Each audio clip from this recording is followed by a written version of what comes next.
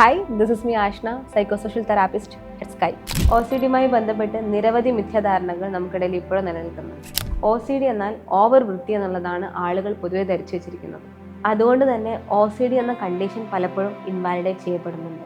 OCD അഥവാ obsessive compulsive ഡിസോർഡറിന്റെ പ്രധാന കാരണം ആങ്സൈറ്റിയാണ്.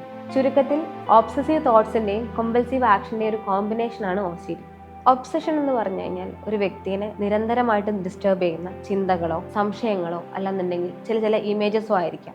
ഇത്തരം ചിന്തകൾ അനുഭവിക്കുന്ന ഒരു വ്യക്തിക്ക് ആ ചിന്തകളുടെ മേൽ യാതൊരുവിധ നിയന്ത്രണവും ഇല്ല എന്നുള്ള തിരിച്ചറിവ് അവർക്കുണ്ടായിരിക്കും.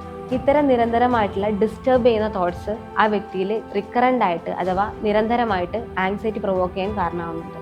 ഉദാഹരണത്തിന് വൃത്തിയുമായി ബന്ധപ്പെട്ട ചിന്തകൾ, സ്പിരിച്വാലിറ്റിയുമായി ബന്ധപ്പെട്ട ചിന്തകൾ, സെക്സുമായി ബന്ധപ്പെട്ട ചിന്തകൾ എന്നിവ ഇതിൽ ഉൾപ്പെടുന്നു. ഇത്തരം ഒബ്സസീവ് തോട്ട്സ് നിരന്തരമായ ആങ്സൈറ്റി പ്രൊവോക്ക് ചെയ്യാൻ കാരണമാവുകയും ഈ ആങ്സൈറ്റിയുടെ ഇന്റൻസിറ്റി കുറയ്ക്കാനായിട്ട് ആളുകൾ നിരന്തരമായിട്ടുള്ള അഥവാ റിപ്പീറ്റ് ആയിട്ടുള്ള ആക്ഷൻസിലോ ബിഹേവിയറിലോ ഏർപ്പെടുകയും ചെയ്യുന്നു. ഇതിനാണ് കമ്പൽഷൻ എന്ന് പറയുന്നത്. ഉദാഹരണമായി repeated cleaning, checking, counting or reassurance seeking.